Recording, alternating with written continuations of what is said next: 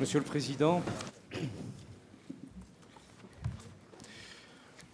un grand merci à vous d'avoir choisi Orléans et ici ce quartier de la Source pour venir évoquer cette question essentielle qui est celle de la prévention de la délinquance. Je voudrais saluer toutes les personnes qui sont ici présentes et qui nous font l'amitié d'être venues en grand nombre. C'est dire que votre présence et le sujet que vous souhaitez traiter aujourd'hui sont importants. On va se dire les choses très franchement parce que je pense, Monsieur le Président de la République, que vous êtes là pour cela. Sur le quartier de la Source, moins 82% de délinquance de proximité, moins 82% depuis 2001. Sur Orléans, moins 62%. Je parle de la commune d'Orléans. Et là-dedans, sur la question des mineurs,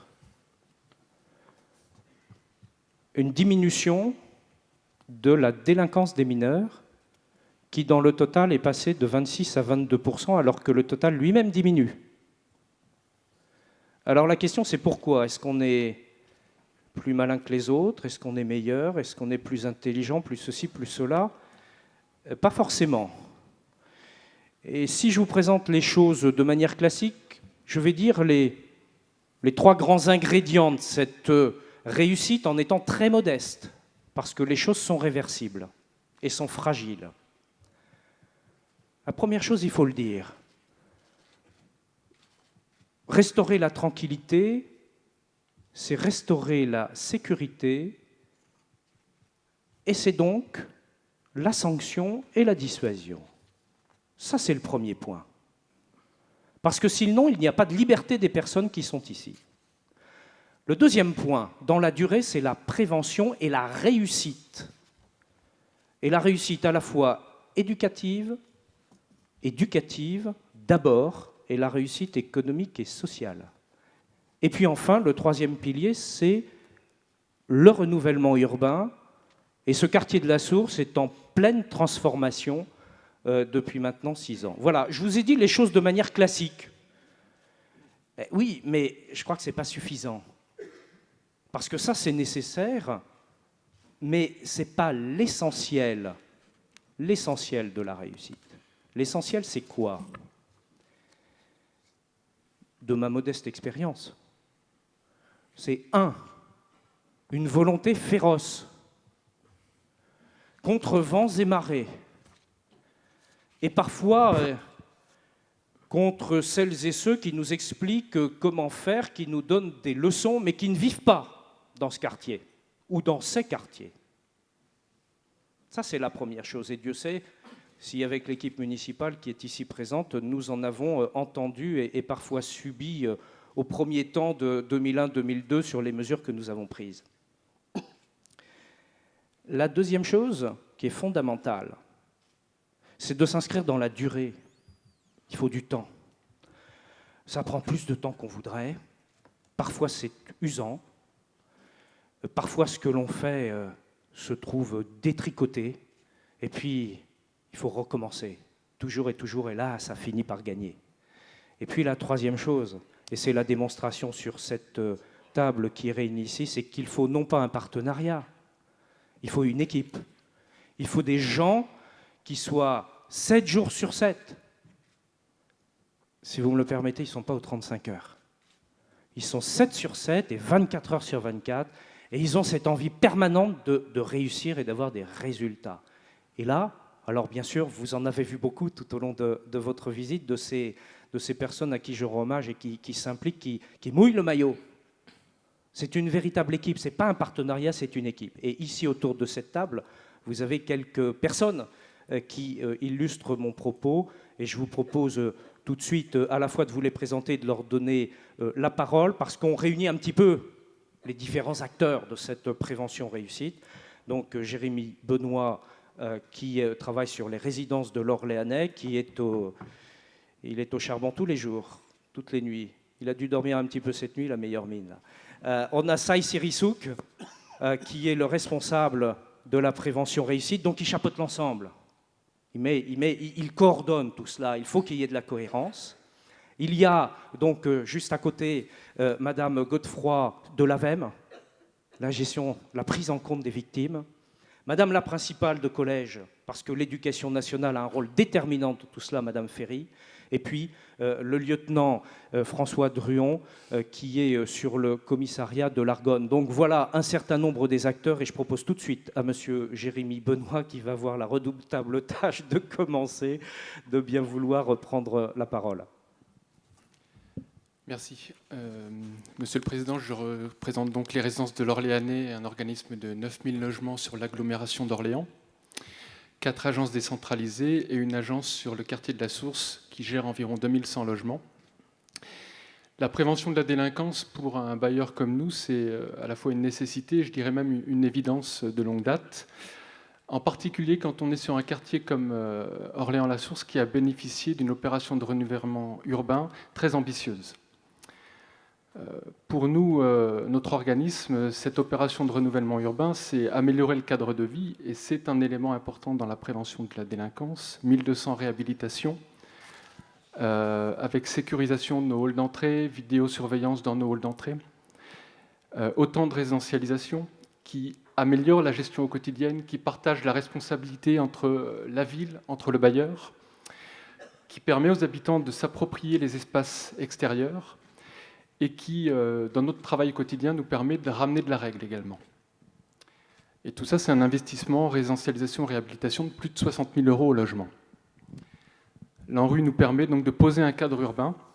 Ce n'est pas suffisant. Il faut aussi une gestion quotidienne, une présence. Cette présence, elle commence par la décentralisation de nos équipes. L'agence de la Source, c'est près de 28 personnes. Et je soulignais le rôle en particulier de deux postes, de 2 métiers qui contribuent, on va dire, à la régulation sociale. D'abord, nos gardiens d'immeubles, qui sont au quotidien auprès des habitants, une présence de proximité, du lien social, et nos conseillères sociales qui ont un rôle de médiation, qui sont en partenariat permanent avec les services sociaux. La gestion urbaine, c'est aussi beaucoup de réactivité au quotidien. Je ne rentrerai pas dans le détail sur les dispositifs que l'on a mis en place. Ce que je tenais à souligner, c'est le partenariat relativement exemplaire que l'on a en place sur la Source. On s'inscrit bien évidemment dans les dispositifs type groupement local de traitement de la délinquance. Les acteurs de terrain ont souhaité, pour apporter plus de réactivité, mettre un échelon supérieur, opérationnel, on va dire, encore plus opérationnel. Et donc, depuis maintenant près de 2 ans, on expérimente un protocole police nationale, bailleur, ville d'Orléans, qui consiste à... Il y a 2 principes, en fait. Être le plus réactif possible et favoriser les interventions partenariales, les interventions communes auprès des familles. Mais le plus tôt possible, en amont. Ce qui nous alerte, c'est des situations de regroupement. Ce sont des situations de trafic de stupéfiants éventuellement, des localisations de dégradation. Et à partir de là, on travaille sur le repérage, remonter l'information, qui sont les jeunes présents. Et à partir de ça, police nationale, bailleur, ville d'Orléans, à la fois la police municipale et le volet prévention réussite éducative, nous recevons tous ensemble dans les locaux du bailleur les familles identifiées. Et ce qui est, à mon sens, très important, c'est que l'on met en parallèle l'aspect pénal qui est porté par la police nationale, l'aspect civil que nous portons. Nos familles sont titulaires d'un contrat de location, ont signé un règlement intérieur. Et je crois que... une des clés de réussite de ce protocole, c'est que l'on met en parallèle ces 2 actions-là. Et quand les familles sont face à ce discours complet, certains discours purement pénals portent peu auprès de certains jeunes. Quand on les alerte sur les risques d'une procédure liée au logement, on arrive à mobiliser les familles. Ça bouscule les cultures des différentes institutions. On apprend à travailler ensemble. Et c'est vrai que, pour conclure mes propos, la première chose, c'est que nous cherchons à consolider ce dispositif, à aller encore plus loin, sous l'égide du procureur de la République, notamment. Et le deuxième souhait, c'est que la réussite de ce protocole, c'est aussi parce qu'on a une opération de renouvellement urbain qui a réussi, qui a été ambitieuse. L'ANRU, aujourd'hui, laisse quelques quartiers encore avec des interventions moins ambitieuses. Et c'est vrai qu'en tant que bailleur, on souhaiterait que l'ANRU puisse ne pas laisser quelques quartiers se dévaloriser par rapport à ceux qui bénéficient d'interventions ambitieuses. Merci, Monsieur le Président. Merci, Monsieur Benoît. Vous m'avez appelé à parler franchement. Je vais m'y essayer. Je vous le dois. D'abord, merci, Monsieur le maire. J'ai voulu venir parce que, ici, on voit bien l'efficacité d'un dispositif où chacun s'implique. La sécurité, la tranquillité, c'est un travail de tous les instants, le maire l'a dit, mais c'est un travail de tout le monde. Il ne peut pas y avoir de rupture dans la chaîne, parce que les tentations de violence et de délinquance profitent de chaque maillon faible. La difficulté de la tâche qui nous occupe, c'est que tous les maillons doivent avoir la même volonté d'engagement. Opposer sanctions et prévention n'a aucun sens. La première des préventions, c'est l'idée que se fait un délinquant qui a un risque qu'il soit sanctionné. S'il n'y a pas de sanction, tout le travail de prévention que vous faites tombe. Si être honnête ou être malhonnête, c'est la même chose, si empoisonner la vie de ses concitoyens ou respecter ses concitoyens, c'est la même chose, tout le travail de prévention que vous ferez s'écroulera comme un château de cartes. Donc la première idée que je veux défendre et faire passer, c'est qu'opposer sanction et prévention, c'est d'abord une grave erreur. La première des préventions, c'est la certitude qu'il y aura sanction. Je suis d'ailleurs tout à fait prêt à reconnaître, Serge, que s'il n'y a pas de prévention, la sanction se trouvera impuissante à répondre à tous les cas qui se présentent. Deuxième remarque, c'est que je voudrais dire à la municipalité d'Orléans qu'au-delà de tout débat politique, partisan, politicien, idéologique, l'État, premier responsable de la sécurité de nos concitoyens, a besoin de l'investissement des maires et des mairies. C'est très clair.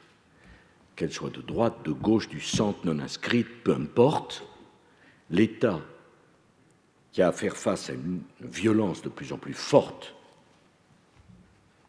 sera d'autant plus efficace qu'il pourra trouver un relais dans l'action des municipalités. La police municipale, et je tiens beaucoup à rendre hommage aux policiers municipaux, les vidéosurveillances, nous en parlerons, les conseils des droits et des devoirs des familles, présidés par le maire, il n'y en a que 106. Il y a 36 500 communes et il y a 106 maires, 106. Je les connais, ces conseils des droits et des devoirs des familles, puisque c'est moi-même ministre de l'Intérieur qui les avait, dans la loi de 2007 sur la prévention, inventés. Il n'y a que 106 maires en France qui les mettent en place. Je souhaite qu'on augmente beaucoup ce nombre de conseils, c'est-à-dire des conseils qui permettent d'intervenir quand il n'est pas trop tard. Et ça, c'est le rôle des municipalités et des intervenants que vous êtes, beaucoup plus que celui de l'État, qui doit rester pour les cas les plus graves. J'avais prévu dans la loi de 2007 la possibilité, et je parle sous le contrôle du procureur de la République, que les maires, échelon essentiel, maire, mairie, élus, échelon essentiel de proximité, puissent faire des rappels à l'ordre. Vous voyez ce que je veux dire ? Comprenez-moi, entre le laxisme qui consiste à rien dire et à tout laisser faire, et la chaîne judiciaire qui est lourde et pour les cas graves, il me semblait qu'il manquait une étape, celle qui permettait à un maire de convoquer la famille où il y a des comportements qui ne sont pas conformes à l'ordre républicain pour faire un rappel à l'ordre, parce que le maire est une institution. Je regardais les chiffres, il n'y a que 126 maires qui pratiquent le rappel à l'ordre. 126. Il y a 36 500 communes. Je ne reproche rien à personne, j'essaye de montrer. Voilà, je suis dans une mairie où on a pris les choses en main et ça démultiplie l'action de l'État. Mais l'État, quel qu'il soit, va avoir une action beaucoup moins efficace si elle n'est pas relayée par l'échelon local. La troisième chose que je voudrais dire à M. Benoît, s'il me permet, l'effort consenti par la société française pour les villes et les quartiers est sans précédent. Vous parlez de l'ANRU, mais qu'est-ce que c'est l'ANRU? L'ANRU, c'est l'État c'est une agence qui met de l'argent depuis le milieu des années 2000 pour rénover des quartiers qui ont été laissés à l'abandon depuis des décennies. Malgré la crise économique et les difficultés budgétaires, j'ai voulu qu'on garde la totalité des crédits. C'est 12 milliards d'euros. Parfois, j'entends à la télévision, les radios, dans les médias, tel ou tel qui se plaint, on n'a pas assez dans notre quartier, on n'a pas assez dans notre quartier. Mesurez l'effort de la société française. Il y a partout, dans toutes les villes, alors certainement, M. Benoît, il y a certains quartiers, pas encore ou pas assez, mais dans toutes les villes, les quartiers qui étaient les plus déshérités, depuis quelques années, sont en chantier parce que l'État a décidé d'investir massivement. Mais il n'y a pas de droit sans devoir. On ne peut pas d'un côté compter sur l'État pour investir, refaire les bâtiments, restructurer les barres d'immeubles, refaire les cages d'escalier, mettre des équipements, et en même temps ne pas demander à ceux qui y habitent de se prendre en main et de dire on ne va pas se laisser faire par une infime minorité. À la minute où je vous parle, il y a 37 projets de transport en commun qui vont 37 pour désenclaver des quartiers. Parce qu'évidemment, quand on vit dans un quartier ghetto et qu'on n'a pas un tram ou un bus pour en sortir, c'est 37 que nous finançons. 37. 12 milliards d'euros pour la rénovation urbaine, 37. Maurice Leroy, qui je veux rendre hommage, s'en occupe. Bon. Sur ces quartiers, M. Benoît, je ne sais pas si on les a tous pris, mais il y a 392 conventions qui ont été signées entre les élus et nous. 392. Et je me trouve d'ailleurs face à un problème, je vous le dis franchement. Est-ce qu'il doit y avoir vraiment jusqu'à 392 quartiers prioritaires en France? Dès que je vois un maire, il me dit j'ai un quartier prioritaire, voire 2, voire 3. Est-ce que vous me comprenez? Je veux vraiment qu'on finance, on ne fera pas d'économie dessus, on va s'investir là-dedans. Je parle sous le contrôle de Jean-Marie Bockel, j'en parlerai dans un instant, mais il faut un moment qu'on choisisse, on ne peut pas. Si on considère tout le monde, tous les quartiers comme prioritaires, on dissémine l'argent de l'État et finalement, on n'arrive pas au but, hein, qui est le nôtre, c'est-à-dire donner les mêmes chances à chacun. Alors, à partir de ce moment-là, et j'en terminerai, je veux vous dire que nous allons aller beaucoup plus loin dans cette action, parce que ce que demandent nos concitoyens, c'est de la tranquillité, et on ne peut pas avoir une minorité qui rend la vie impossible pour les autres. Je le dis au procureur de la République comme aux institutions judiciaires, et au premier rang à Michel Mercier, nous avons besoin que les mairies s'engagent dans la prévention, vous avez besoin que l'État s'engage dans la rénovation, les forces de police et de gendarmerie s'engagent puissamment dans la sanction. Il faut absolument que l'on comprenne que ce n'est pas une affaire idéologique, la chaîne pénale, mais que nous avons besoin de tribunaux qui considèrent l'exaspération de nos concitoyens devant des comportements qu'ils ne supportent plus. Est-ce que je me fais comprendre aussi? Je terminerai par là. Dans les quelques semaines qui viennent, Michel Mercier défendra un projet auquel je crois beaucoup, beaucoup, Serge, c'est l'entrée des jurés populaires dans les tribunaux correctionnels. J'y crois beaucoup, beaucoup. Je fais confiance aux magistrats. Les parquetiers font un travail remarquable et nombreux sont les magistrats qui comprennent l'exaspération de nos concitoyens. Mais imaginez qu'avant la fin de l'année, mesdames et messieurs, certains parmi vous seront tirés au sort pour siéger une semaine durant au sein du tribunal correctionnel de votre département et pour participer à la justice de notre pays. C'est vous qui donnerez votre avis sur le quantum des peines à appliquer à tel ou tel délinquant qui passera devant vous. Il y aura les magistrats professionnels et à côté d'eux, des habitants du département. Parce que je veux rappeler que la justice est rendue au nom du peuple français, et bien désormais elle sera rendue aussi par le peuple français. Je voudrais vous faire cette remarque. Avez-vous vu que les cours d'assises, il y a des jurés populaires aux côtés des magistrats? Avez-vous remarqué que la contestation des décisions de cours d'assises est extraordinairement rare? Extraordinairement rare. Et avez-vous remarqué que nos compatriotes qui sont tirés au sort pour être jurés dans les cours d'assises font ce travail avec un sérieux, un scrupule, un engagement extraordinaire? Eh bien, je pense qu'il faut un système qui s'y apparente pour la délinquance du quotidien. Mais, mesdames et messieurs, mes chers compatriotes, je ne sais pas si vous vous rendez compte du changement que cela va représenter. Moi, je ne peux pas, en tant que président de la République, laisser continuer, en compagnie de Michel Mercier, le fossé d'incompréhension qui parfois s'installe entre des décisions de justice et le sentiment de nos concitoyens. Tout le monde le voit bien. Ce n'est pas moi qui invente ça.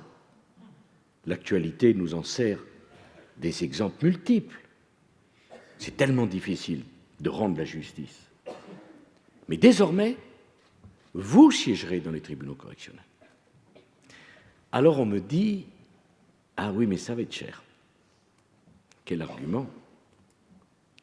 Bien sûr, il va falloir indemniser la personne qui siégera pendant une semaine au tribunal correctionnel.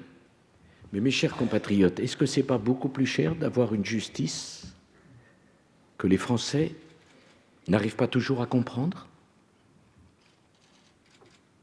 Et imaginez la force dans un département, par exemple, comme la Seine-Saint-Denis, où les 2/3 de nos concitoyens qui vivent en Seine-Saint-Denis sont d'origine étrangère. Eh bien, ils auront le droit, le devoir,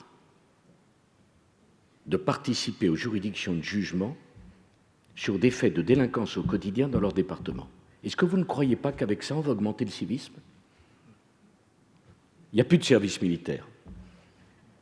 Le mot citoyen est prononcé à tout bout de champ. Bien. Est-ce que vous ne croyez pas que c'est vraiment un acte citoyen que celle qui consiste à faire l'effort, une semaine dans sa vie, de participer à la définition de la sanction sur la délinquance du quotidien, la délinquance de proximité? Moi, je crois beaucoup à cela. Car, Serge, et j'en termine vraiment par là, la réponse à la délinquance, c'est la mobilisation de toute la société, pas de quelques-uns. C'est tout le monde. C'est chacun qui ne veut pas laisser dériver son quartier, sa ville, qui veut que les enfants puissent aller tranquillement à l'école, qui ne veut pas qu'on leur vende de la drogue à la sortie des immeubles ou à l'entrée des écoles. C'est tous les parents qui tremblent à l'idée que leur fille pourrait rencontrer un monstre. C'est vraiment, je vous l'assure, une réforme considérable que nous allons engager. Bien sûr, ces jurés populaires seront encadrés par des magistrats, c'est ce qui est tout à fait normal, et ensemble, ils rendront la justice. Et ainsi, plus personne ne pourra dire il y a ceux d'en haut qui rendent la justice et puis qu'il y a ceux d'en bas qui subissent l'injustice. Ceux d'en haut et ceux d'en bas participeront aux mêmes juridictions. Voilà. Et j'ai voulu cela parce que je pense que dans l'ordre public et dans la perception que l'on a de la tranquillité publique, la délinquance du quotidien, la peur au quotidien, la difficulté d'entrer dans son immeuble parce qu'il y a une bande qui vous gêne, eh bien ça compte autant que le grand crime ou la grande affaire. Voilà. Et ça, c'est donc tout cet ensemble que je suis venu présenter ici à Orléans qui va nous permettre, je l'espère, de répondre à l'aspiration des Français qui veulent quoi? Vivre tranquillement. Tout simplement tranquillement. Qui sont généreux et qui sont ouverts et qui disent, ceux qui ne comprennent pas qu'il y a une règle dans la société, ben, il faut les sanctionner. Merci, Monsieur Benoît. Monsieur le Président, vous avez évoqué une réforme à venir, donc la réforme jurée populaire. Vous avez parlé d'une réforme qui a été faite, celle de 2007, effectivement, créant notamment les conseils des droits et devoirs des familles. Je vous apporte juste un témoignage là-dessus. C'est que ça marche. Et ça marche très bien. Et vous avez vu tout à l'heure, notamment une famille, qu'on a pu, grâce à ce conseil, sortir des difficultés lourdes dans lesquelles elle se trouvait. Et moi, je dis, il y a peut-être quelques maires dans la salle, nous sommes prêts à les accueillir pour leur montrer que ça marche. Alors vous avez également parlé du pilier qu'est l'État, bien sûr, fondamentalement. On en a notamment deux services essentiels, la sécurité, l'éducation. Je propose peut-être, si vous en êtes d'accord, à monsieur le lieutenant Druon de pouvoir apporter son témoignage, et puis à madame Ferry, principale de collège, donc sur la partie éducation également, de pouvoir intervenir. Merci, Monsieur le maire. Monsieur le Président, je suis responsable d'un bureau de police implanté au cœur de la zone urbaine sensible de l'Argonne. Alors voilà comment nous, forces de police, nous œuvrons au sein de ce quartier pour tenter de prévenir le passage à l'acte délinquant.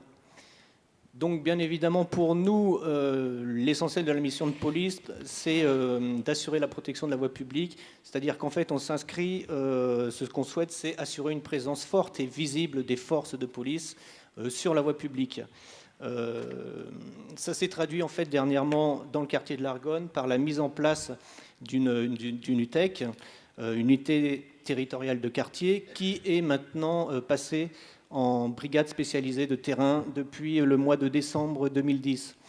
Alors très concrètement, ça veut dire qu'avec la mise en place de ce dispositif, nous avons maintenant 21 policiers qui sont déployés et sectorisés uniquement sur le quartier de l'Argonne, à savoir qu'avant la mise en place de cette unité, seuls 5 policiers nationaux étaient déployés dans le secteur.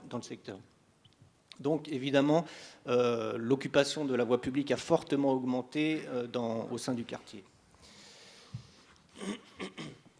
Monsieur Benoît parlait ensuite de l'ANRU. Je voulais là-dessus parler de la prévention situationnelle. C'est-à-dire que donc là, il s'agit de prévenir le passage à l'acte délinquant par l'aménagement concerté des espaces publics et privés.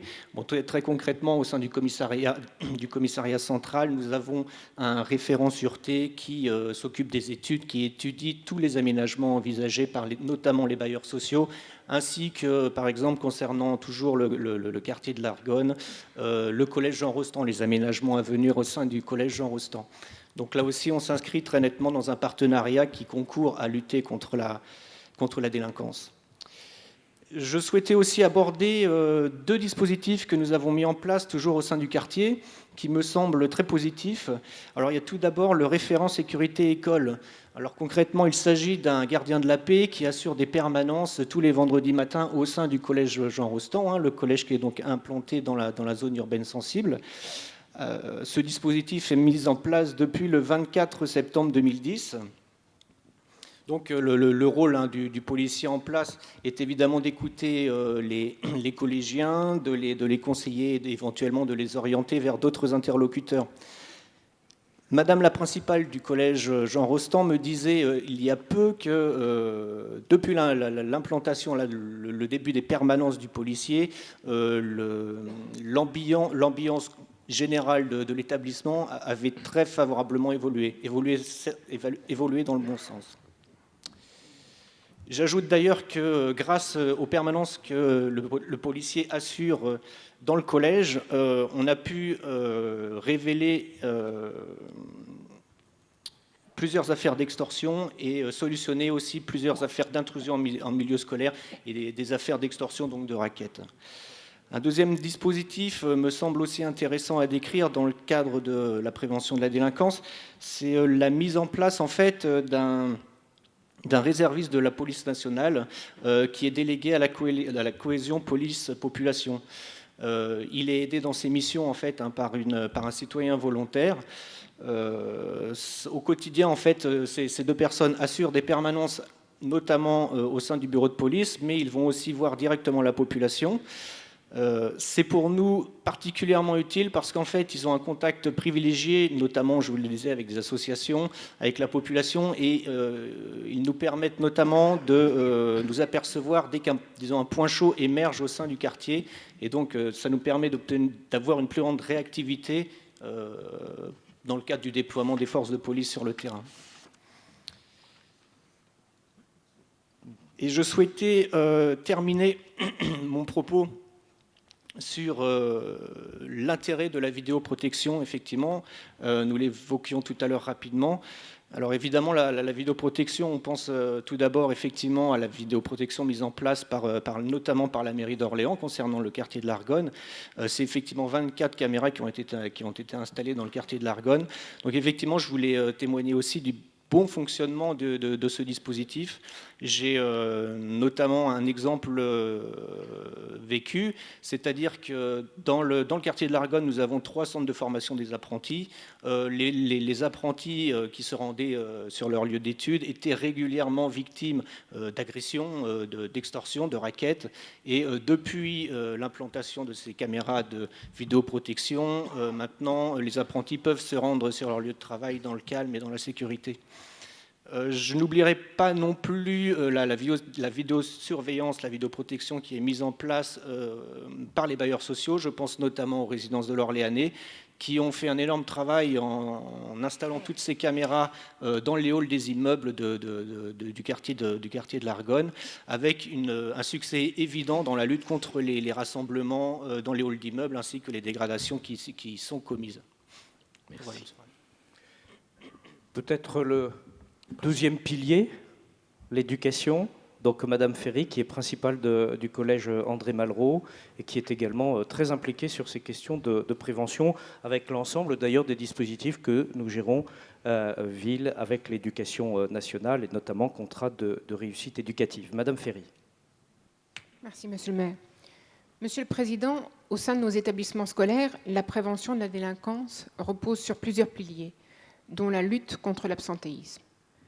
La lutte contre l'absentéisme est une préoccupation quotidienne pour les chefs d'établissement. Tout doit être mis en œuvre pour que les jeunes soient présents à l'école. Des médiateurs de la réussite scolaire ont été déployés dans certains établissements pour renforcer les équipes. Les résultats obtenus montrent que leur action est bénéfique.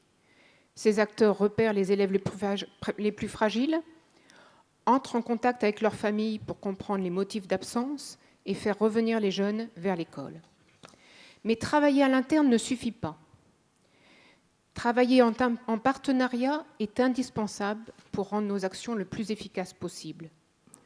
Aujourd'hui, nous avons appris à connaître nos partenaires, les polices municipales, la police nationale ou la gendarmerie, la protection judiciaire de la jeunesse, les services de protection de l'enfance, les services de prévention spécialisés.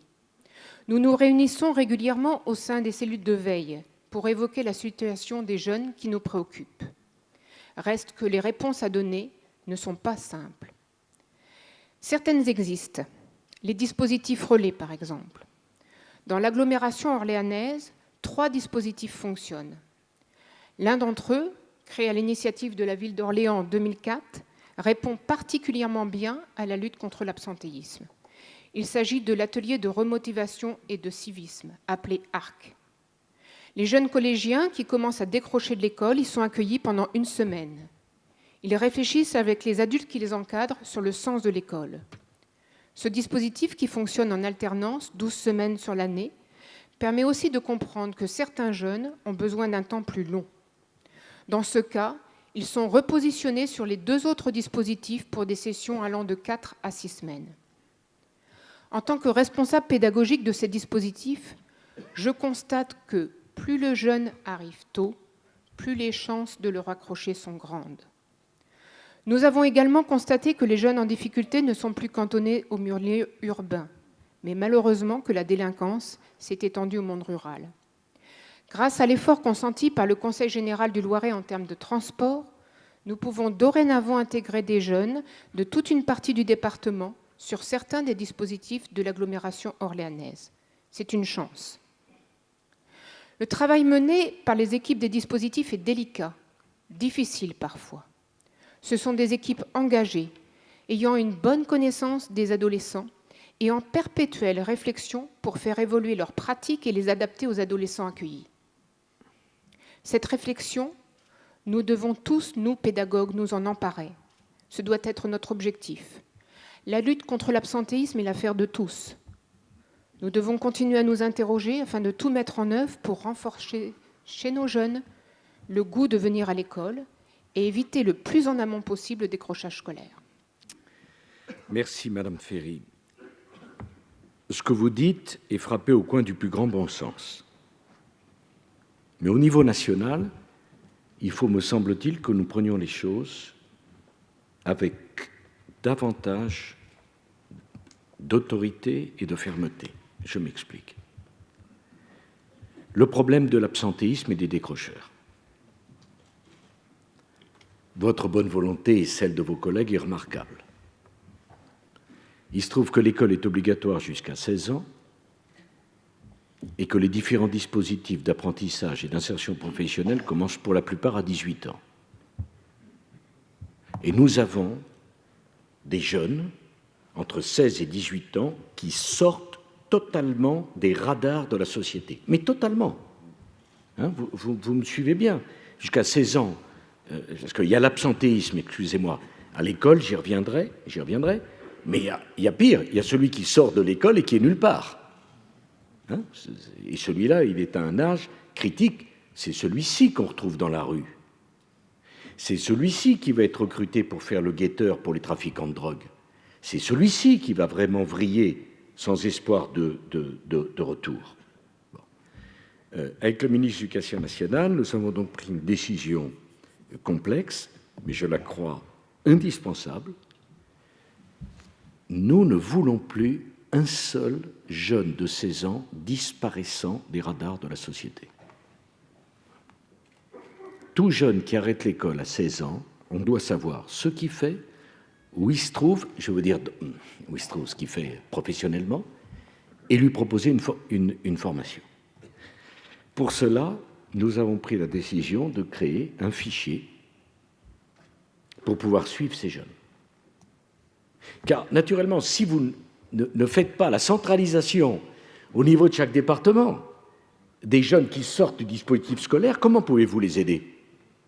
Parce qu'en général, ces jeunes, ce n'est pas eux qui viennent vous voir ou qui viennent voir les dispositifs d'encadrement. Déjà, monsieur le maire, quand un jeune vient voir un dispositif d'encadrement, c'est déjà une bonne nouvelle, c'est qu'il veut s'en sortir. Mais nous, on se retrouve avec ceux qui disparaissent, qui ne viennent pas. C'est peut-être ceux-là qui tendaient guet-apens aux apprentis. Le problème, celui qui est déjà apprenti dans sa tête, qui est prêt à aller suivre ce cours d'apprentissage, il a déjà fait 80% du chemin pour s'en sortir. Mais les autres, alors je suis sûr que ça créera polémique, la simple idée de constituer un fichier, et déjà, je vois des bonnes âmes se lever en disant « Mon Dieu, quelle horreur !» Mais pour moi, l'horreur, ce n'est pas le fichier. L'horreur, c'est d'avoir des jeunes de 16 ans qui mettent leur vie en l'air parce qu'ils ne font rien, parce qu'ils prennent l'habitude de traîner dans la rue, parce qu'ils vivent non pas dans la société, mais à côté de la société, et ceux-là, après, on les récupère à 20 ans, 21 ans, 22 ans, et on dit qu'est-ce qu'on en fait? Première chose. Deuxième chose, sur l'absentéisme dans vos écoles, dans vos collèges et dans vos lycées. Là, il y a des choses que je ne peux pas accepter. Je m'explique. Dans les familles, notamment monoparentales, où la mère de famille, bien souvent seule, est rapidement dépassée par un adolescent, parce qu'on parle de nos enfants, enfin bon, et on voit arriver un gamin d'1,90 m, enfin, on parle de nos enfants comme on en parlait avant les années 50, hein, on voit tout de suite, avec le pantalon court, bonjour madame, merci monsieur. Bon, c'est... Hein, madame Ferry sourit gentiment, je l'en remercie. C'est pas du tout ça dont il s'agit. Vous avez des mères de famille parfaitement méritantes qui doivent travailler toute la journée, qui rentrent du travail fatigués et qui se retrouvent avec des adolescents qui font 2 fois leur taille et qu'on ne peut pas maîtriser. Bon, moi je ne reprocherai jamais à une mère de famille de ne pas pouvoir s'en sortir. Mais en revanche, je n'accepte pas la complicité qui consiste à ne pas dénoncer ou indiquer aux services sociaux, aux services de l'école, que son enfant ne va pas à l'école, ou que ça dérive. Là est la limite. Bon.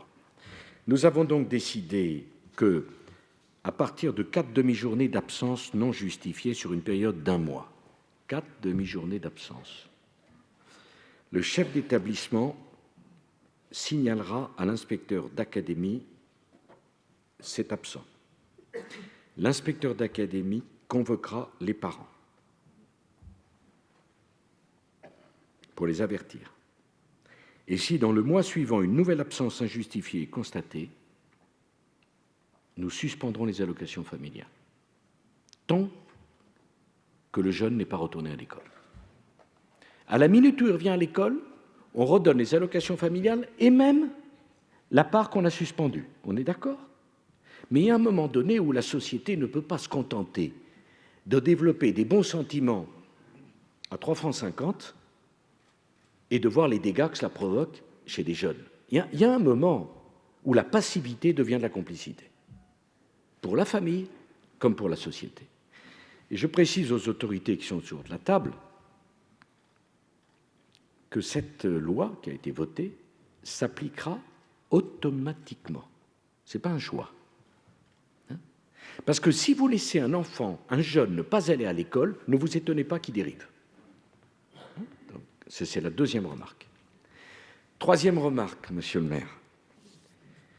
Comment ça se passe en fin d'année à Orléans comme ailleurs, entre les différents lycées et collèges? On va se dire la vérité. Hein, madame Ferry-Vanière? Chaque chef d'établissement téléphone à son collègue en disant « Écoute, pour l'année prochaine, j'ai vraiment 1 ou 2 cas, j'en peux plus. Je n'en peux plus, je ne sais pas quoi faire avec eux. Est-ce que tu ne peux pas me le prendre ?» Et le collègue chef d'établissement, qu'est-ce qu'il répond? « Bien sûr, je vais te le prendre. Mais dis donc, j'ai moi-même 1 ou 2 cas, je ne sais plus quoi en faire. » Ça vous rappelle rien, madame Ferry-Vanière? Ça n'arrive jamais. Alors, ok, oui, voilà, bon. Allez, disons que ça n'arrive moins à Orléans qu'ailleurs, mais enfin... disons que... Et mettez-vous à la place des chefs d'établissement. Qu'est-ce que vous voulez faire? Vous savez, dans un collège de 500 élèves, vous en mettez 2, 3 difficiles, et vous avez tout le collège qui se retrouve en situation extrêmement difficile. Extrêmement difficile. Et on demande aux enseignants de faire ce que la famille ne fait plus, et c'est pas le métier non plus. C'est pas le métier.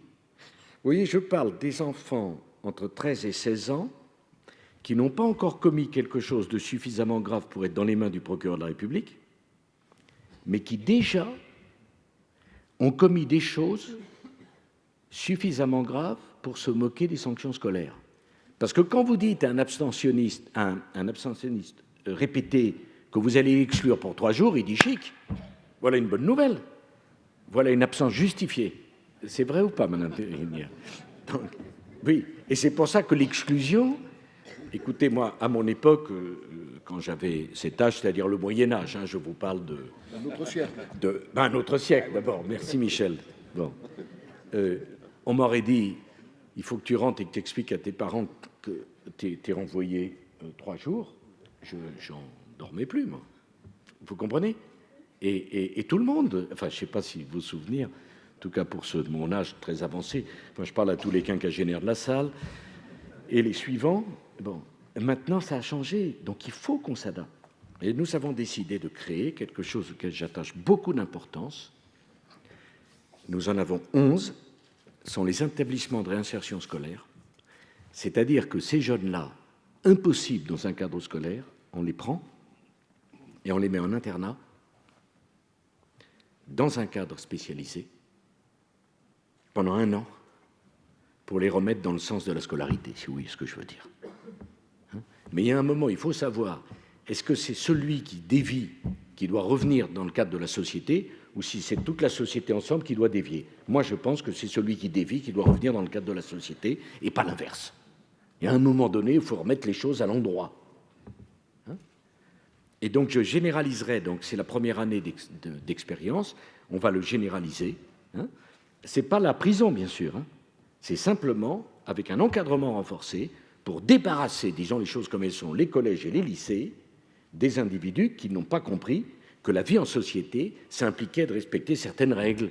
On ne rentre pas avec un bâton, on n'insulte pas son prof, on arrive à l'heure, on ne met pas les pieds sur la table, on respecte la vie en société. Si on ne comprend pas ça, on va dans ce type d'établissement. Et si les parents ne sont pas d'accord, alors là on discute, mais dans ce cas-là, on va discuter chez le procureur de la République. On passe à autre chose. Mais je crois, moi, que toutes ces années, comment dire, de fausse compréhension,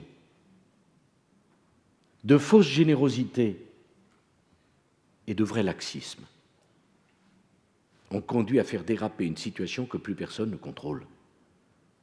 Et qu'il est venu le temps largement de rappeler cela. Ça ne veut pas dire à main ferrée, personne n'est condamné, tout le monde peut s'en sortir. Mais à un moment donné, il faut dire non, ça suffit. Voilà. Et ça va aider vos collègues confrontés à ces situations. 2 mots encore. Le lieutenant François Druon a parlé des référents dans police et gendarmerie dans les collèges. Je le connais, c'est moi qui l'ai inventé quand j'étais ministre de l'Intérieur. Souvenez-vous de la polémique extravagante. C'est encore pire que quand j'ai parlé du Karcher. Qu'est-ce que j'avais dit là? Il y avait parfois du trafic de drogue dans les établissements, il y avait parfois du racket, et que les établissements avaient besoin d'un référent policier ou gendarme qui vienne dans l'établissement. Pourquoi? Pour une raison que vous allez comprendre très simplement, que j'avais découverte à l'occasion du drame en 2004 de cette petite professeure qui avait été poignardée par un de ses élèves. Elle était enseignante en 3e et elle avait, tenez-vous bien, dans sa classe de 3e, un individu de 19 ans. Non, mais enfin, sans être une terreur à l'école, quand même, 19 ans en 3e, c'est quand même, on se demande ce qu'il faisait là, excusez-moi. Franchement, dans mon raisonnement de bon sens, on se demande ce qu'il faisait là. Et elle avait vu le premier jour de la rentrée, dans le regard de cet individu, qui avait d'ailleurs fait de la prison, sans qu'on le signale au chef d'établissement, car je vous précise une chose extravagante, c'est que les chefs d'établissement ne savent pas qu'un de leurs élèves a fait de la prison, et quand ils le savent, ne savent pas pourquoi. Au titre du secret professionnel, idée que je conteste fortement.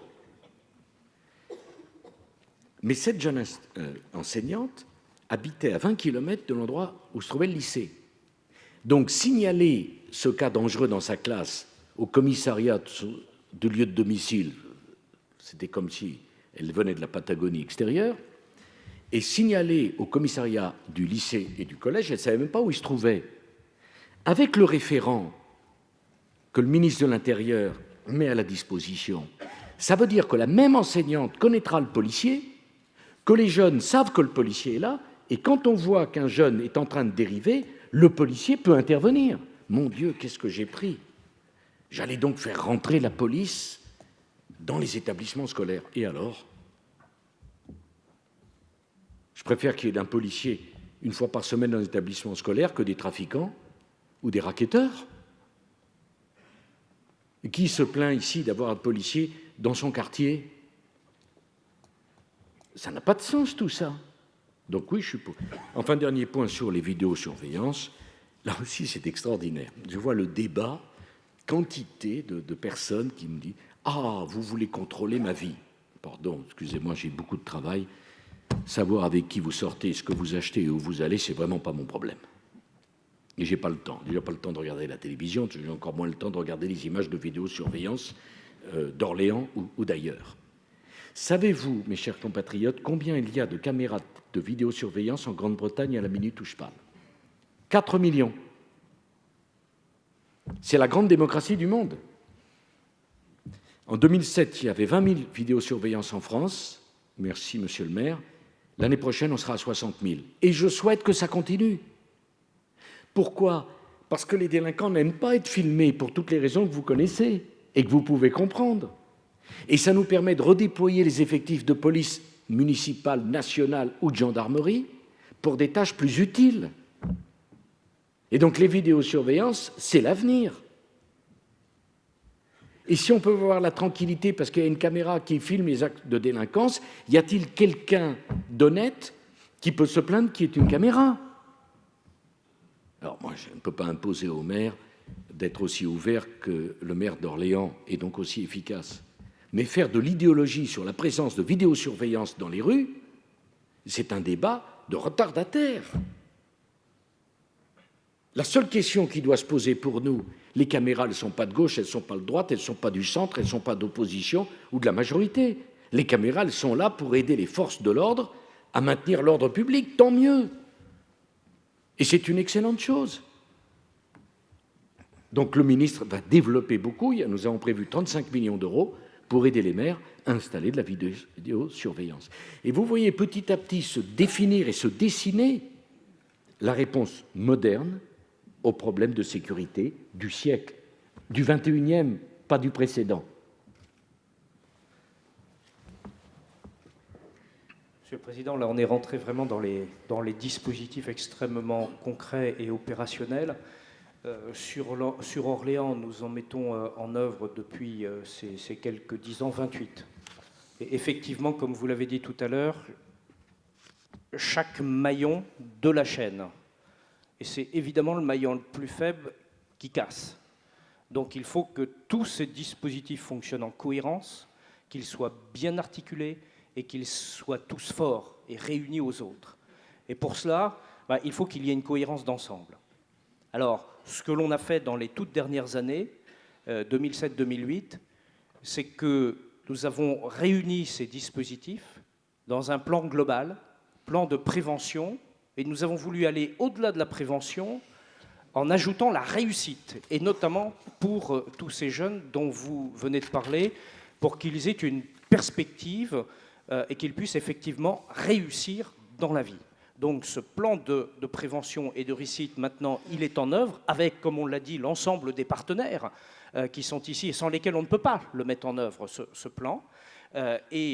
L'un des architectes, si je puis dire, avec l'adjoint chargé de la sécurité et de la prévention et de la réussite, que je salue et que je remercie, c'est M.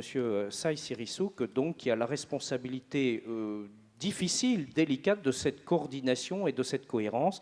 Et puis je vous propose après d'écouter Madame Godefroy, qui est également sur une mission particulièrement délicate, difficile au quotidien, qui est évidemment l'assistance aux victimes. Monsieur Sirissouk. Monsieur le Président, je souhaiterais, si vous permettez, vous présenter de manière très concrète la démarche que nous pratiquons à Orléans pour travailler à la réussite des jeunes et des enfants, et donc, je dirais, à la prévention de la délinquance.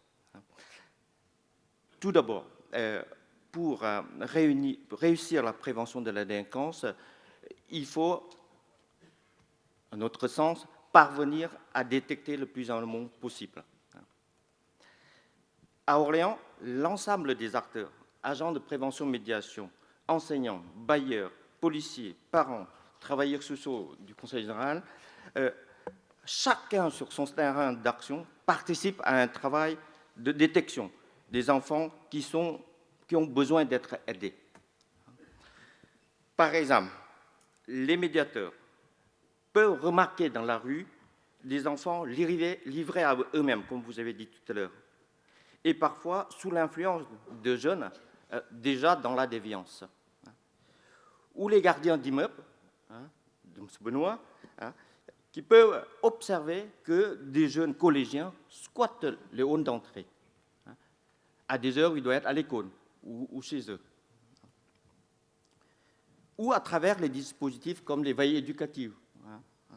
Alors, comment préserver ces enfants de l'école de la rue? Comment protéger les enfants et jeunes qui sont en situation à risque, alors, que ce soit sur le plan scolaire, social ou familial? Telle est la priorité des différents acteurs que nous sommes.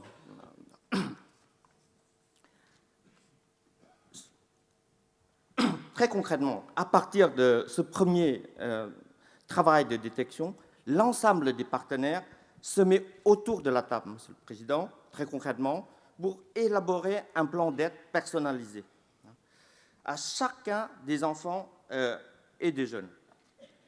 Ce plan d'aide est élaboré à partir des besoins de chaque enfant et en lien avec sa famille, et en particulier ses parents. Cette aide peut prendre diverses formes. Par exemple, la mise en place d'un tutorat assuré par des étudiants bénévoles. Certaines se trouvent juste derrière vous, Monsieur le Président. Il s'agit d'aider un enfant à s'organiser dans son travail, mais aussi plus largement pour lui permettre, je dirais, d'avoir une ouverture culturelle plus importante. Des actions très simples, visiter un musée. La plupart des enfants n'ont jamais visité de musée. Aller au théâtre, vous voyez, visiter une médiathèque ou visiter, je dirais, une faculté. Vous voyez, c'est des choses tout simples. Ou alors, lui proposer une aide psychologique, mais urgente, tout de suite, c'est-à-dire dans les 15 jours. Parce que souvent, il faut attendre 3 mois, 6 mois. Là, c'est tout de suite, c'est-à-dire dans les 15 jours. Ou une thérapie familiale, pour l'ensemble de la famille, pour aider chacun à retrouver sa place au sein de la cellule familiale. Parce que ça aussi, c'est un problème. Pour certains parents, nous le proposons aussi d'apprendre le français. Ça aussi, c'est important. Moi qui suis d'origine étrangère, je sais que c'est une des clés de réussite. Pour chacun, je dirais, chacune des situations, un référent, nous appelons nous le référent de parcours, est nommé pour suivre la mise en place, je dirais, du projet défini, son impact sur le parcours de l'enfant et la restauration de la fonction parentale. Donc c'est un suivi individuel. Et on en a 400 familles suivies actuellement dans ce cadre-là. Alors, je vais donner mon opinion personnelle. Si à Orléans, nous parvenons à avoir un important travail de partenariat, c'est parce que nous mettons la réussite des enfants ou des jeunes au cœur de nos préoccupations. L'ouverture récemment de la Maison de la Réussite témoigne de cette volonté. Il s'agit de considérer que chaque enfant, chaque jeune, chaque parent, quelles que soient ses difficultés, a un potentiel de réussite. Nous proposons donc, dans un même lieu, dans le cadre de cette Maison de la Réussite, l'accès à toutes les informations et actions qui peuvent favoriser la réussite des habitants dans leur projet de vie. Ça peut être la formation, la scolarité, la recherche d'emploi ou la parentalité. Nous avons un dispositif qu'on appelle le carrefour des parents. C'est pourquoi les familles et les jeunes adhèrent généralement à notre démarche et perçoivent l'action de la ville comme une aide et non comme une stigmatisation. Notre concept, c'est qu'ils deviennent les principaux acteurs, je dirais, de leur réussite. Voilà. Même si certaines familles, Monsieur le Président, et j'en sais quelque chose, ont besoin de faire un passage devant le CDDF. Ça, on est d'accord. Alors, pour conclure, en tant qu'éducateur, je pense que pour réussir la prévention de la prévention de la délinquance, il faut 4 éléments. Premièrement, la volonté politique. Et ça, à Orléans, on en a. Entre le maire, M. Croire, et le maire adjoint, M. Montillo, on en a. Pas de souci. Deuxièmement, la détection la plus précocement possible. Troisièmement, la cohérence des dispositifs. Et quatrièmement, la cohésion des acteurs. Et si vous me permettez, je voudrais faire une suggestion.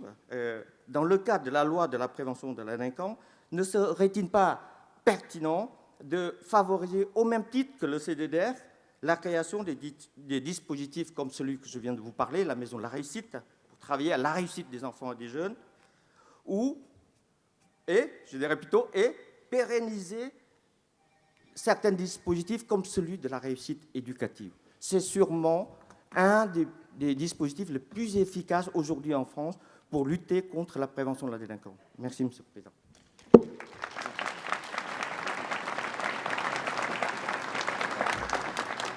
Peut-être Madame Godefroy, si vous le voulez bien, parce que malgré tout cela, il reste bien malheureusement des victimes et nous avons besoin notamment de votre association. Merci, Monsieur le maire. Monsieur le Président, l'Association d'aide aux victimes du Loiret est donc une association départementale qui reçoit les victimes d'infractions pénales. Elle reçoit environ 2000 victimes par an, ce qui représente plus de 3500 entretiens. Les spécificités d'aide aux victimes, c'est faciliter un accueil de qualité. C'est pourquoi nous avons 2 lieux d'accueil ouverts tous les jours, l'un à Orléans, l'autre à Montargis. Accueillir les victimes au plus près de l'événement. Nous avons donc des permanences en commissariat et gendarmerie.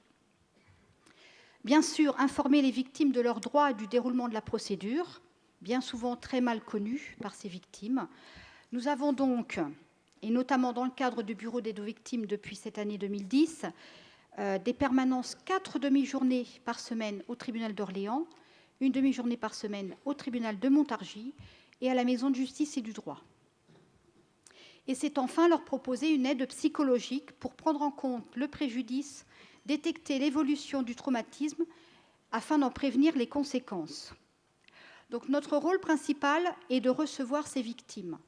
Mais pas seulement. Nous avons aussi à travailler en partenariat de façon à faciliter l'orientation des victimes vers l'association, parce qu'il arrive encore trop souvent des victimes qui n'osent pas faire les démarches. Pour ce faire, nous avons mis en place sur Orléans des sessions de sensibilisation auprès des policiers municipaux en formation initiale.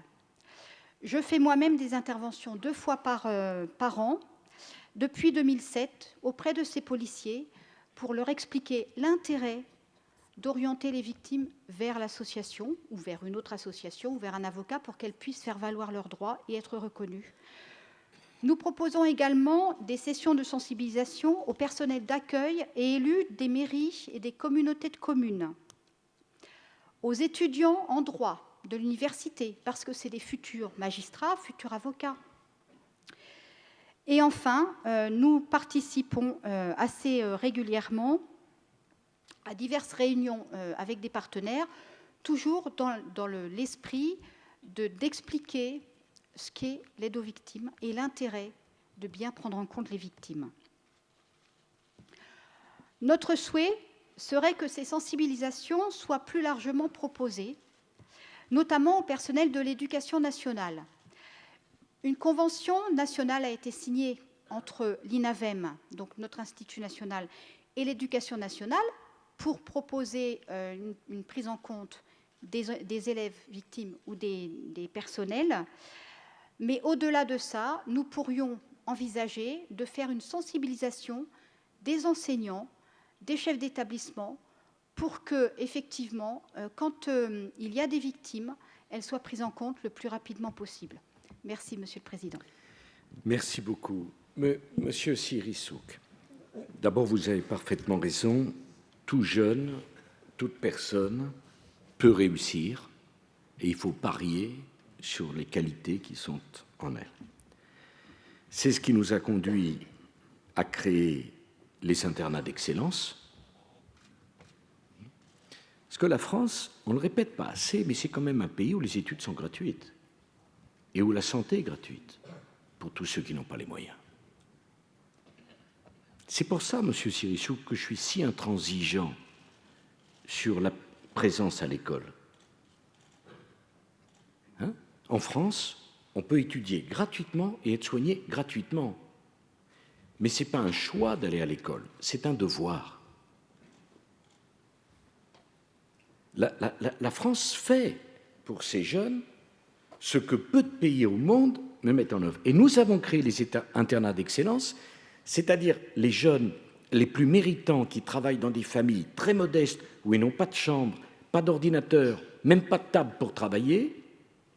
L'État les prend en charge en internat pour qu'ils soient bien nourris, pour qu'ils aient le matériel pour travailler et pour qu'ils aient le bon encadrement. Les internats d'excellence, nous avons 20 000 places. C'est immense.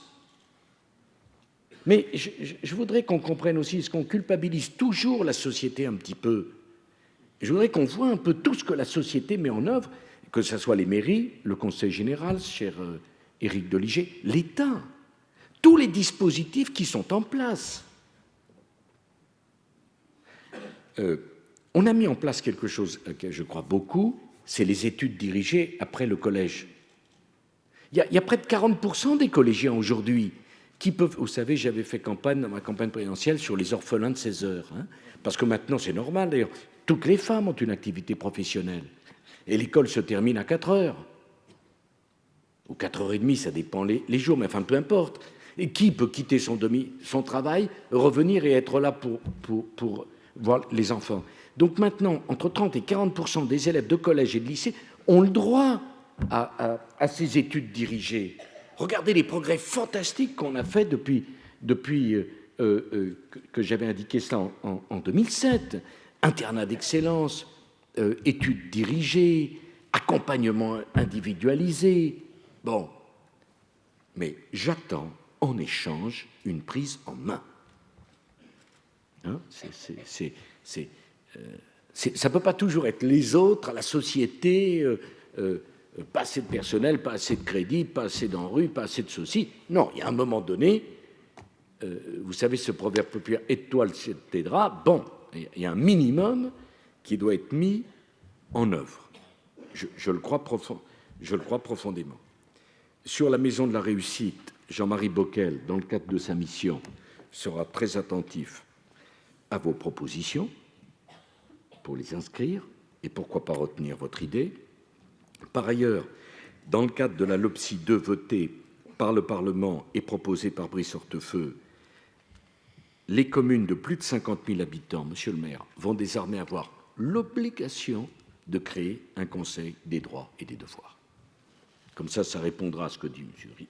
Je suis désolé, je n'aime pas faire ça, mais à partir de... Si j'attends la bonne volonté, on va attendre longtemps. Alors, ce n'est pas la question de moi, c'est la question des jeunes et des familles qu'on laisse dériver. Donc, pour une commune de plus de 50 000 habitants, ça va être obligatoire. Alors, on verra plus tard, Éric, si on fait descendre ou pas le critère de population, mais au moins pour les grandes villes, ce n'est pas discutable. Deuxièmement, les magistrats pourront désormais, dans le cadre d'une sanction éducative, Madame Ferry, imposer à un jeune de ne pas avoir le soir à traîner dans les rues. C'est une possibilité de la LOPSI. Je suis désolé, il y a un moment donné, il faut prendre des mesures. Si on ne peut pas comprendre, ce n'est pas la place d'un gamin de 13 ans d'être à 2 heures du matin traîné dans la rue, dans son quartier. Ce n'est pas une question de moderne ou pas moderne, c'est une question de bon sens. Hein. Quand on est à 3 heures du matin au bar, en bas de son immeuble, on n'est pas en forme à 8 heures du matin pour aller à l'école. Bon, et si les gens ne comprennent pas, eh bien, le juge pourra décider une sanction éducative de cette manière.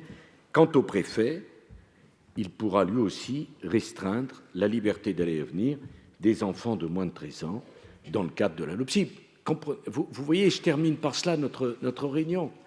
Les droits, les devoirs. La main tendue, si elle n'est pas saisie, attention, il y a une réponse qui est une réponse d'autorité, de discipline, de structure et de règles. Mesdames et messieurs, je sais bien qu'on se construit en transgressant. Mais quand il n'y a pas de règle, qu'est-ce qu'on transgresse? Non, je sais, ce que je dis là, c'est pas très original, mais enfin, j'y crois beaucoup. Hein? La transgression, on parle toujours de la transgression et de l'aspect éducatif de la transgression, je veux bien le croire. Mais quand on a mis par terre toutes les règles, qu'est-ce qu'on transgresse? Je pense que ce qui a fait de plus de mal à la fin du siècle précédent, c'est le slogan « Il est interdit d'interdire ». Avec ça, on a bien gagné. Hein, ça a bien marché. Ça, de ce côté-là, ça a mis par terre des valeurs qui sont absolument essentielles. Trop de règles tuent l'initiative, et naturellement, mais aucune règle. Trop d'autorité peut avoir un côté castrateur, mais pas d'autorité. Et dans cet échange, et je vous remercie, Monsieur le maire, d'avoir bien voulu organiser cette table ronde et l'animer, on voit bien ce qu'il en est. Il n'y a pas d'un côté les généreux qui veulent tendre la main et les sans-cœur qui veulent faire preuve d'autorité. Il y a une communauté de gens responsables et différents, bien sûr, qui ont besoin des deux. Parce que la générosité sans l'autorité, elle sera prise pour de la faiblesse. Et l'autorité sans la générosité, elle sera prise pour de la brutalité. Donc il faut les deux. Voilà. Il faut les deux. La mobilisation de tout le monde et les deux. S'agissant des victimes, j'aurais terminé par cela. J'ai demandé au ministre de l'Intérieur, et je l'en remercie, d'implanter des psychologues dans nos commissariats. Et je pense notamment à quelque chose qui me bouleverse, qui sont les violences intrafamiliales. Je voudrais, en terminant, vous en dire un mot. Le fait que le bourreau soit le père, le fils, le frère, le concubin, ne rend pas moins douloureuses les blessures de la victime. C'est pire. Est-ce que je me fais comprendre? C'est pire. C'est pire. Et autant nos policiers, nos gendarmes sont extraordinaires, autant je voudrais tellement faire comprendre qu'on n'intervient pas dans un conflit dans une famille comme on intervient pour lutter contre un vol, un braquage ou une agression dans la rue. Et je crois beaucoup à la présence des psychologues pour apporter la part d'humanité dont nous avons besoin dans nos commissariats et dans nos gendarmeries. La société se mobilise beaucoup pour que le délinquant ait un avocat à la première minute de sa garde à vue. Je le comprends, nous sommes à l'état de droit, je trouve ça très bien. Mais j'aimerais que la victime ait les mêmes droits. Je sais que le garde des Sceaux y travaille, mais que le délinquant présumé ait le droit à un avocat. C'est très bien, nous sommes en état de droit. Mais la victime, qui se trouve assommée psychologiquement et parfois physiquement, n'a-t-elle pas le droit au même droit? Ne doit-elle pas être mise au même niveau? J'entends beaucoup qu'on parle de tout ce qu'on doit faire pour les délinquants, je le comprends parfaitement. Mais la victime, c'est pour elle qu'on doit tout faire. Et il y a une double souffrance chez les victimes. La souffrance de l'agression et puis la chape de plomb qui s'abat sur elle. Elle a le sentiment que tout le monde s'en moque, ou même pire, on le voit notamment avec les enfants, qui sont eux-mêmes coupables, comme une sollicitation de leurs agresseurs. C'est un scandale. Donc, Madame Lefebvre, je partage pleinement cet engagement. Et parfois, on me fait reproche de recevoir les familles dans la peine.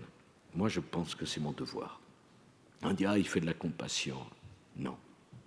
J'essaie de comprendre le dysfonctionnement qui a conduit à cela et de donner à la famille de la victime, interdite par le drame qui s'est abattu sur elle, la considération à laquelle elle a le droit. Elle a le droit. Voilà. Elle a le droit. Et je parlais de Laetitia tout à l'heure. Quand je reçois le père adoptif et la mère adoptive de Laetitia, moi, je comprends leur colère. Et Et je pense que mon devoir, c'est de permettre à cette colère de s'exprimer au plus haut niveau de l'État. Ou alors on n'est pas des hommes. Ou alors on fait un métier désincarné. Ou alors on lit des notes et des dossiers. Mais ce n'est pas comme ça que je vois mon travail. Et j'apprends beaucoup quand ils viennent m'expliquer des choses. Et je pense que pour la société tout entière et sa cohésion, c'est très important que des gens au comble du malheur puissent exprimer leur douleur au plus haut niveau de l'État. Ou alors ce n'est pas la peine d'avoir une démocratie. Parce que tout ne se vaut pas. Toute douleur et tout chagrin n'est pas de la même nature. Tout le monde réclame l'expression de la solidarité. Mais il y en a qui ont plus droit que les autres. Et le mot égalité qui est en frontispice de tous nos établissements, ça ne veut pas dire que tout le monde doit avoir la même chose. Ça veut dire qu'en fonction de ses handicaps, on doit avoir plus. En fonction de ses grandes douleurs, on doit avoir plus de considération. Et c'est pas du tout, pour moi, c'est pas anecdotique. C'est simplement remettre une part d'humanité dans la gestion d'un pays ou d'une ville ou d'un département à un moment où un fossé s'établit entre les responsables en général et le pays. Ben, ce fossé, on le comblera notamment par l'attitude qu'on a vis-à-vis des victimes. Voilà ce que je pense. En imaginant que chacun d'entre nous, on peut l'être, cette victime. Parce que c'est le hasard, tout ça. Hein? C'est le hasard. Voilà. Merci de votre écoute et j'espère que vous avez compris que pour moi, c'était très important d'être avec vous aujourd'hui.